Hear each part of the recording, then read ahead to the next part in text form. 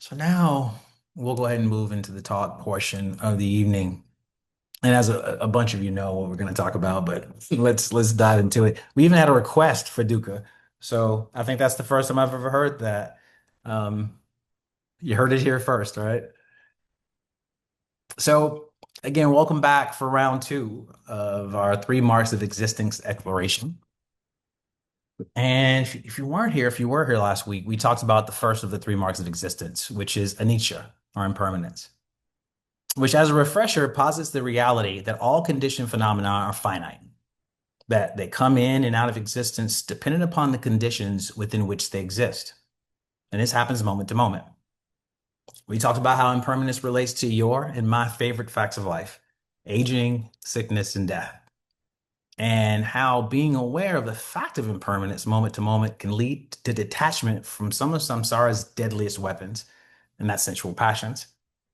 And we also talked about how being ignorant to the fact and impact of impermanence is a key cause of the discomforts or dissatisfactions that we regularly experience in our lives. So today, for the second talk, I want to dig deeper into that dissatisfaction, that discomfort, that dis-ease. And as stated in the previous class, the Buddha clearly indicated that impermanence is a central concept to grasp in understanding and relating to the path. I think that most would agree that if the Buddha was ranking the concepts, and not that the Buddha would rank stuff, but if he was, that the one we're going to discuss today would be even higher up than a Nietzsche. And as we discussed, I'm sure you all know I'm talking about Dukkha. Now, why might I surmise that the Buddha would think Dukkha is so important? Well, the Four Noble Truths are the foundation of the Buddhist path, right? And they lay out the problem of the human condition and its antidote.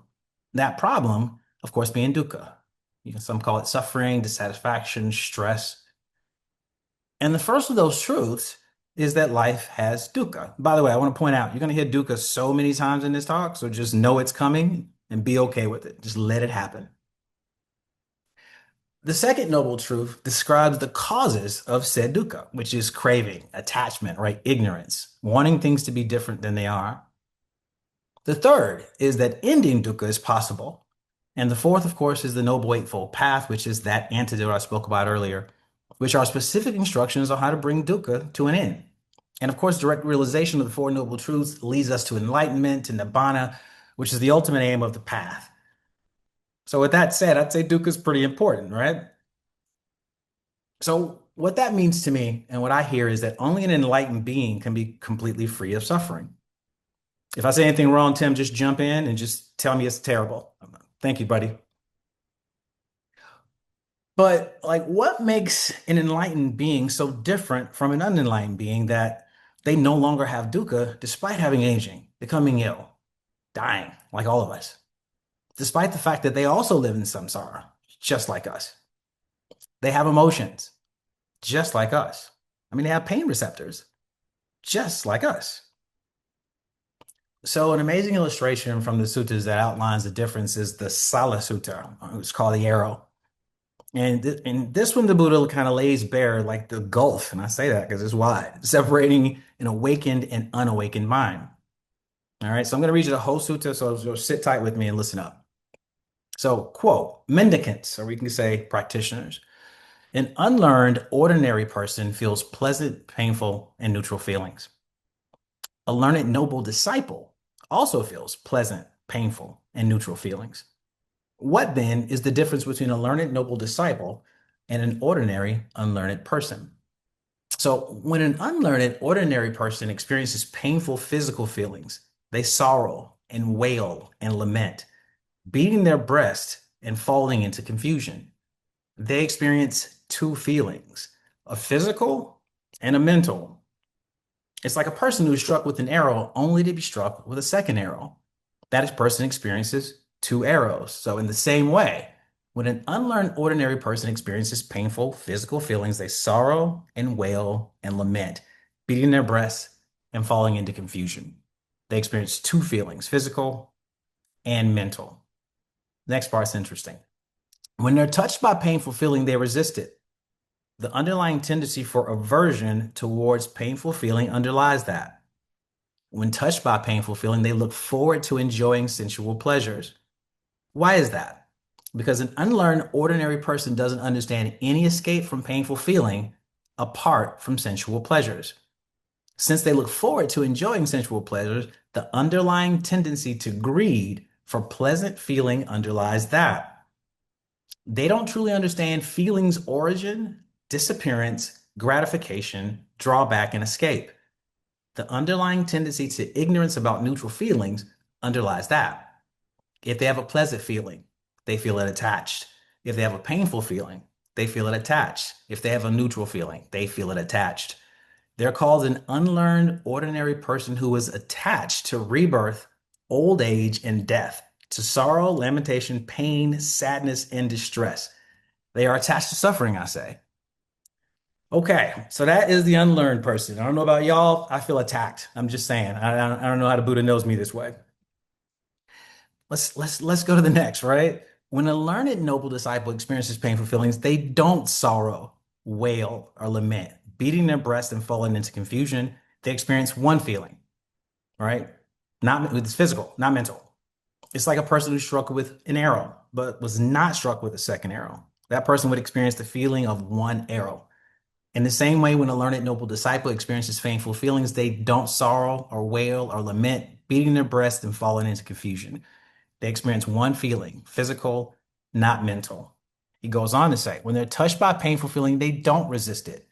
There's no underlying tendency for aversion towards painful feeling underlying that. When touched by painful feeling, they don't look forward to enjoying sensual pleasures. And why is that? Because a learned noble disciple understands an escape from painful feeling apart from sensual pleasures. And since they don't look forward to enjoying sensual pleasures, there's no underlying tendency to greed for pleasant feeling underlying that. They truly understand feelings' origin, disappearance, gratification, drawback, and escape.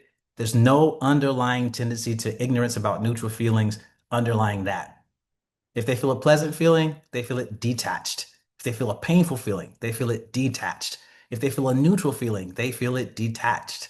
They're called a noble disciple who is detached from rebirth, old age, and death, from sorrow, lamentation, pain, and sadness and distress.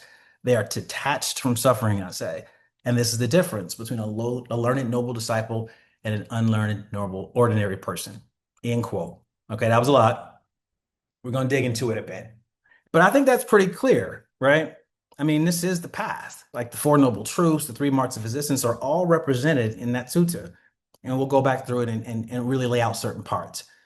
So the first part I think is interesting. He makes it clear. All beings, learned and unlearned, experience pain, right? And I think there's sometimes an idea that folks that are awakened don't experience pain. Well, they do, emotional and physical, because pain is like the natural experience of a physical or emotional sensation.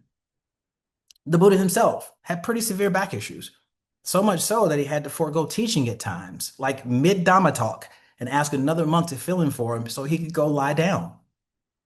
Not to mention, I mean, he died at the age of 80 years old from what is suspected to be food poisoning after he ate a meal offered by a blacksmith named Kunda. Apparently, some of his symptoms were like severe stomach pains and dysentery-like bleeding. I mean, I don't know about y'all, that sounds pretty unsatisfactory to me.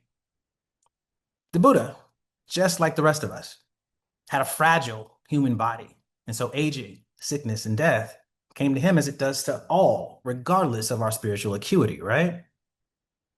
Interestingly, though, according to the Mahaparinibbana Sutta, the Buddha, though he was gravely ill, endured it, quote, mindful and clearly comprehending without complaint. I mean, he didn't even want Kunta to feel guilty about, I mean, essentially killing him. And so he instructed Ananda to reassure Kunda that offering him his last meal was a great act of merit, comparable to the meal offered to him before his enlightenment. Now, that's the physical piece. On the emotional front, when the Buddha's two chief disciples, Sariputta and Mahamoggallana, passed away, and again, this is according to the Mahaparinibbana Sutta, the Buddha said, quote, monks, this assembly appears empty to me now that Sariputta and Moggallana have attained final nibbana. In whatever direction Sariputta and Moggallana were dwelling, I had no concern for that direction, end quote. So naturally, there'd be pain at the loss of these deeply valued disciples and probably friends. I mean, some sadness, right? And it's clear from his statement that the Buddha was saddened by their deaths. And you can imagine that, right? Any human being, which I'd like to remind you, the Buddha was a human being. Any human being would have some sadness at that level of loss. But like, what's missing from these three examples that would be there if any of us unlearned worldlings had had the same experience? Well, let's return to the suttas and see if we can answer that question. So in the next part, he highlights the differences in reaction to pain between, again, the two groups, learned and unlearned.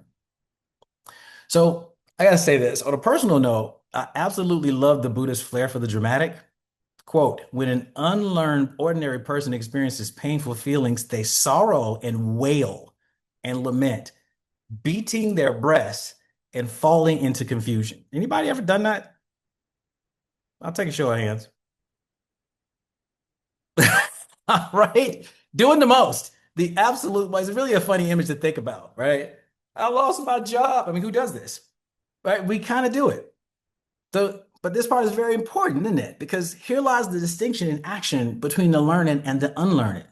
This is where the pain spreads like a cancer from strictly being in the physical or emotional realm to now residing also in the mental realm and therefore becoming dukkha. And why does this distinguishing action happen? So, according to the next part of the sutta, it happens because when the unlearned being is, quote, touched by painful feeling, they resist it. And that aversion underlies this resistance. Whereas the learned being has no resistance to the reality as it is of this physical or emotional pain. They just accept it like as it is. I mean, who does that? Seriously, who does that? So we hear this all the time in the Buddhist teachings, though, right? And frankly, also outside of Buddhist teachings. Any Star Trek people here? Remember the Borg? What'd they say? Resistance is futile, right? And isn't it is it not futile? Like, what has mental resistance of actual reality ever gotten anybody besides Dukkha, of course? It's a bit of a psychosis, right? A bit of a break with reality. Because in reality, whatever has already happened, has already happened. And therefore, the only control we actually have in those situations is our responses to whatever has happened, or maybe our lack thereof response, actually. And we get to choose whether we resist or accept the raw reality of a situation. And as illustrated, the choice is quite relevant to what happens next. This makes me think of one of my favorite quotes. Anybody heard of Viktor Frankl? Quote, between stimulus and response, there is a space. In that space is our power to choose our response. And in our response lies our growth and freedom. End quote. And that space is the power of the pause, right? Like how powerful is that pause? So the pause gives space for the present moment to arrive and to guide our responses, overriding habit energy. And that freedom from that habit energy or reactivity is absolutely golden. And it's the freedom that the practice gives us access to, the freedom to actually make our own choices, free of shadows of the past or fears of the future. And this freedom is the same freedom discussed in this sutta, freedom from the second arrow, right? So in the next part, the difference in how the unlearned and learned being escapes dukkha is really laid out and elucidated. For the unlearned, the escape is sometimes, I mean, well, it's oftentimes by way of desire and fulfillment of sensual pleasures, like something to get our minds off of our trouble, right? Or maybe to even fix whatever caused the issue. And we talked about sensual passions in the first class, but just to recap, if you weren't here, they ain't good. They're not good. There's not, you don't want to do that. It's nuanced, but I'm just saying, watch out. So in the sutta, the Buddha points out how this escapism, like through sensual gratification, quote, has the underlying tendency to greed for sensual, it's a greed for pleasant feeling underlying it. Repeat, the underlying tendency to greed for pleasant feeling underlying it. That's what the escapism has below it. So greed for pleasant feelings. I mean, like what could go wrong, right? I mean, this plays right into the hands of the second noble truth, the one about craving, ignorance, and delusion being the actual cause of dukkha. So think about this, and you don't have to answer it. It's happened to me. I can't expect to see if it's happened to you. Ever had like I call it a dukkha attack because it's just fun to say, and decided to, I don't know, maybe have a few drinks. I don't know, maybe call a romantic partner, maybe even call an ex-romantic partner. That's fun, isn't it? Maybe you took a trip. Maybe you just went to the gym. Jumping on Amazon's always a good one. Go shopping, right? Or maybe you just threw yourself into your work. That seems like a good one to throw yourself into. Like just insert whatever advice you want to. You did all these things to get whatever it is off of your mind, right? To make you feel better. Ever having like completed that vice, had that same dude kind of tap you on the shoulder, give you a big old hug, like where you been all my life? Didn't go anywhere. I did it. So this is the thing. We're Americans. We're not quitters because clearly quitters never win. So we might double down on that vice. Or maybe entertain a different one. Maybe a couple at the same time. I mean, anything to kind of keep this dukkha at bay. As we all know, this is a kind of a breeding ground for addictions that are oftentimes born out of an inability to just be with our dukkha. So with these coping mechanisms, we try to resist it. We try to hide from it, and we try to delude ourselves that we can actually outrun it. So there's a powerful line in this sutta that like is a great summary of this problem. And I'll lay it out. When I first heard it, I was like, what's going on? I had to look it up. It is said of the unlearned being, quote, they don't truly understand feelings' origin, disappearance, gratification, drawback, and escape. They don't, right? This is the unlearned, which is obviously juxtaposed to the learned being. They got all this stuff down pat. So my understanding of this requires me to get a little technical just for a short period of time. So bear with me. When it's talking about feelings, we're talking Vedana, I'm assuming. And we know the pleasant, unpleasant, neutral. Some of the stuff you were probably feeling when I was having you focus on your body when we were meditating. So feelings, their origin, right? They originate when a sense organ meets a sense object, right? So for example, my eyes are a sense organ. I'm looking at y'all's beautiful faces. That's a sense object. It's on camera, and pleasure might arise in my body because y'all actually showed up. And some of y'all are still here.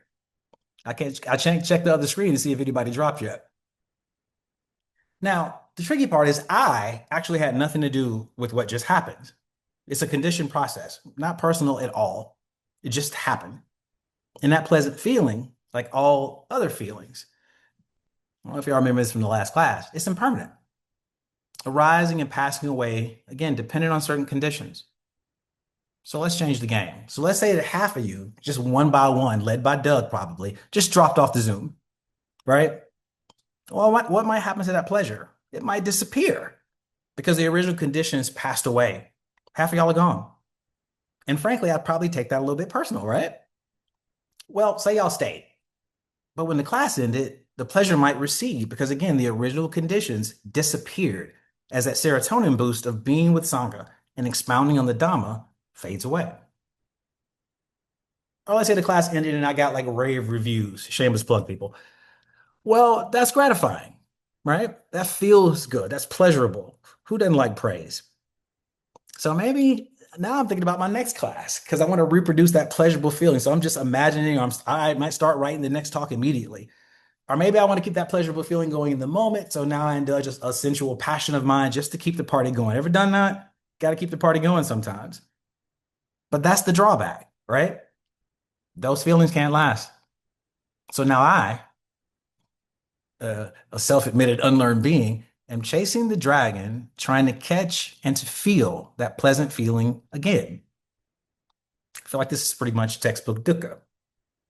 So I try to escape the dukkha precipitated by the ending of the pleasant Vedana of seeing your lovely faces. But I try to do it with craving, right? Like, remember the second noble truth? Like the fuel for dukkha. It's akin, this is an old saying where I'm from. You probably never heard this one. It's akin to trying to put out a fire while wearing gasoline underwear. Anybody ever heard that one? We usually say like gasoline draws. Doug, you're welcome. You can use that. So maybe that's a little counterproductive. Probably not my best move. So, has this ever happened to anybody in here? Like, dug yourself deeper into your selfhood, your desire, your greed, and it never really works out. But for some reason, we keep doing it. Now, what would I have done differently if I were like the learned being instead of, who I currently am? So, if I were a learned being, the actual escape would play out much differently. And not because I wouldn't experience the feelings, like that unpleasant and pleasant Vedana. It's just because I wouldn't cling to them, right? I wouldn't identify with those feelings as myself, as me or mine, but just as a conditioned process that just rises and falls. So the learned version of me would have not been attached to the pleasant feelings experienced during the class, nor the unpleasant feelings once the class either downsized or completed. Which means the learned version of me would never have experienced dukkha in this scenario. You notice how much shorter my explanation of the learned person's escape was in comparison to the unlearned person? You pick up on that? This dukkha extinguished at the root, right? Which is attachment to sensual pleasure. So actually, it never got started. And so there's no fruit to ripen at all. So in actuality, the escape for the learning being seems to be the sense organ meets sense object. Of course, it happens. Again, conditioned, had nothing to do with me. Then just being with that Vedana that arises, whatever its flavor, as it is, without judgment. And this is the interesting part and the difficult part, without the dramatic stories, right? Y'all know about Papancha, right? Sans the like, they all dropped the class because I'm a terrible teacher or I'm boring. Or sans the, they all showed up and stayed because I'm amazing. Though either could actually be true or false. I mean, who knows? Instead, it'd be more like they all left, period. They all showed up and stayed, period. This moment, it's like this, right? Way more efficient than the other way, right? So what I like to call this the Vedana Papancha Turnpike. Like this is like where all of the like the magic happens, right? Is where we create those beautifully directed personal movies in our minds with us as like this virtuous protagonist in conflict or harmony with various supporting, secondary, and bit actors in like a grand production. But those wily veteran learn beings, well, they truly understand feeling's origin, disappearance, gratification, drawback, and escape. So it seems they skip some of the steps in the cycle. It seems like it's their origination, then it's an escape. I mean, that's it. We're done. I mean, Harry Houdini couldn't have escaped quicker than that.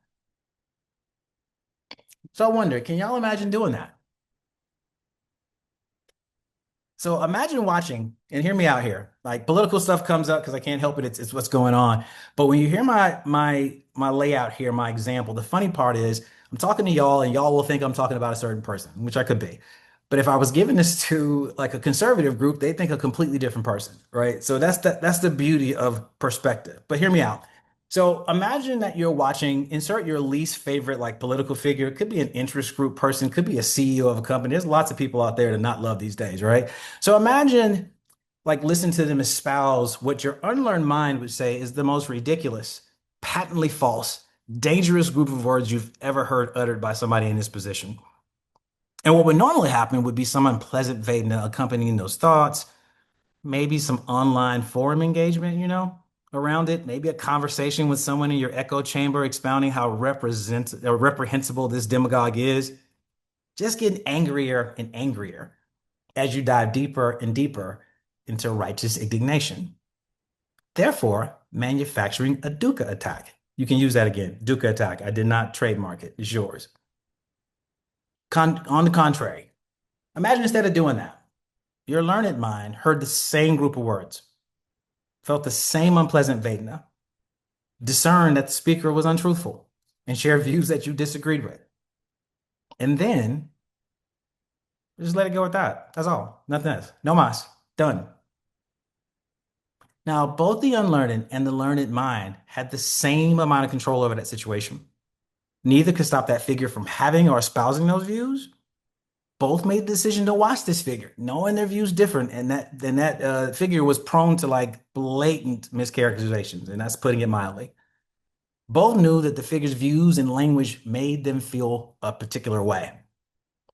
Where they differ is that the learning being accepted the reality of what was happening as it was, while the unlearned being, guess what he did? Sorrowed and wailed and lamented, beat his breast, fell into confusion. I could not wait to use that. All right. I just couldn't wait. So by the time the unlearned being had manufactured their Dukkha attack with the movie and all the stuff going on, the learning being was on to the next thing. And the thing after that. And the thing after that. Bare attention placed in the present moment, which by the way is generally a Dukkha-free zone. Oh gosh, guys, hang on one second. My talk froze. Hold on. Technical difficulties. Give me a second.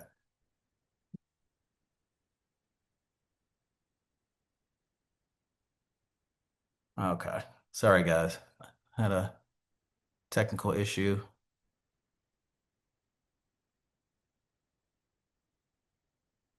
All right.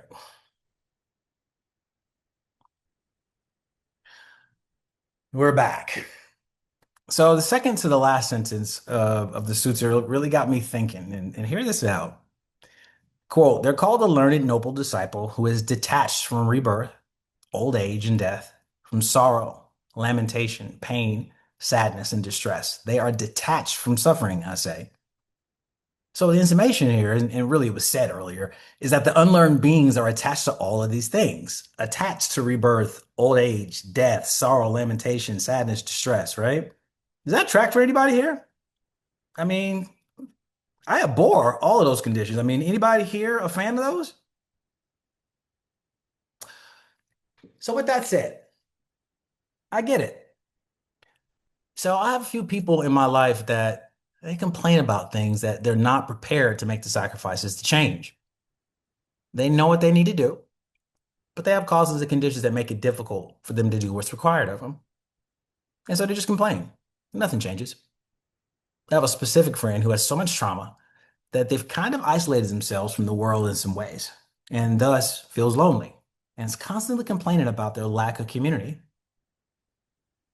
Now, therapy has been suggested to them several occasions by people that they trust, love, and respect, but they just can't bring themselves to do it. So year after year, the loneliness intensifies. And year after year, so is the complaining. And the complaining is, in a way, like a comfort to them. It's an attachment that seems to lift responsibility for their own happiness off of their shoulders. So, translating this over, if we as unlearned beings don't practice and study regularly with the intention of getting free from attachment, specifically attachment, this part of the Buddhist statement indicates that there must be, at maybe some subterranean level, an attachment to samsara, to the things of this life, this impermanent and unsatisfactory life. And I mean, kind of it's a drama, right? Because all those things are dramatic. Ever know anybody addicted to drama? No, I have. So I had a buddy, really funny guy, and we used to chat all the time about relationships. Super passionate cat, right? And we were talking one day, just about relationships. They're tough. Everybody that's in one, you get it. And what he said was when he was out of a relationship, what he missed the most was arguing and fighting with his partner. Now, this is not physical fighting. This is just like passionate arguing. And I thought he clearly lost his damn mind. If you like bumps your head, son, I mean, who wants to fight? Who enjoys drama? Who? It sounds insane, right? Well, apparently I do. Well, in reality, when faced with discomfort in my life, I've had a tendency to either blame the provider of that discomfort or to blame myself for not being good enough and falling into that position. And as a result, I would either adjust my relationship with that person or adjust my relationship with myself in an attempt to fix the issue, being guarded with that person in terms of changing that, or just being harder on myself. You got to do better. You got to be better. And though my drama loving buddy's example was clearly more coarse than mine, I mean, it's no less addictive, really. I mean, we've both been attached to our reactions to Vedana in an attempt to make ourselves feel safe again. His conditioning being that a partner that passionately argues with him, that means that they love him. And mine being that anyone, including myself, that makes me feel unsafe deserves some sort of punishment. We both have identities to protect, to feel safe, wrapped up in that blanket, and tirelessly resisting in treatments from the present moment to just chill, man. Bruce Lee said it best, just be water, my friends. So just flow with what is, as opposed to trying to shoehorn into that moment something that might provide us with comfort, with security.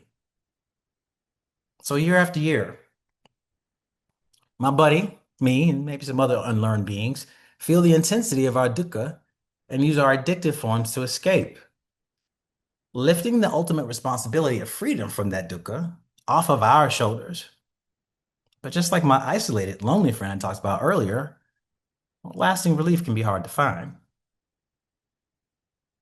Well, such is at least part of the path of the unlearned ordinary person, living in ignorance of the nature of samsara. Again, fueled by craving and attachment.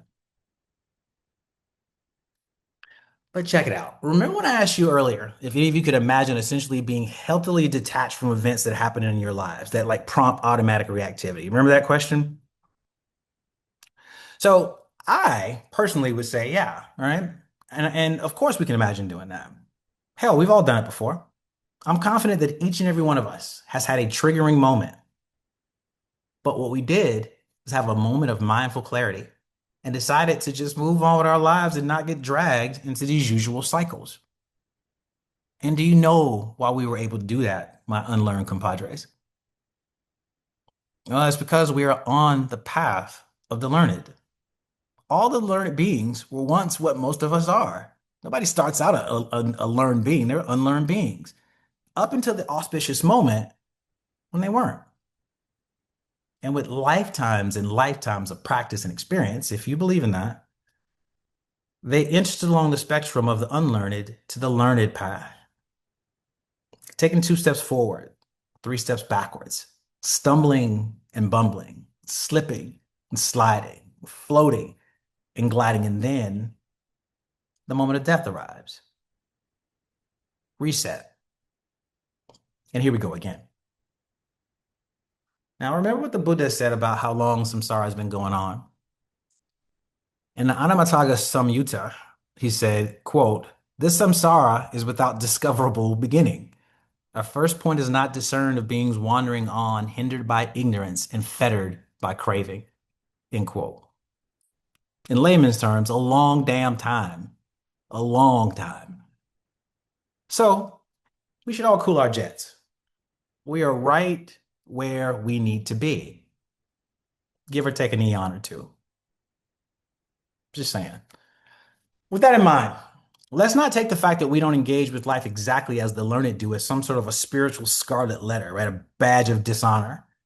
Instead of trying to be the learned by trying to force ourselves to behave with this level of detachment, we can use their behaviors as signposts to let us know how far this practice has brought us, as opposed to just using them to gauge how far away we are from the ultimate and final realization. And I think we'd all agree that detachment as a blanket way to move through our world is a tall order, right? I mean, the things that we get attached to, like identify with, a lot of times make us who we are. I mean, y'all see me, I'm black, I'm a male, I'm a Taurus, I'm a father, I'm a sales guy, I'm a Buddhist practitioner, I'm a budding teacher. I like long walks on the beach, pina coladas, and getting caught in the rain. And that's a truncated list. I'm sure you all have your long list of identities that make you you, make you who you are. So how can we ask not to identify with the aspects that have made us who we and everyone else has always known us to be? How do we detach from ourselves? That's a teaser, folks. We'll get into that next week when we have a fireside chat about our other favorite topic, anatta, or no self. Thank you for listening. Thank you for your time.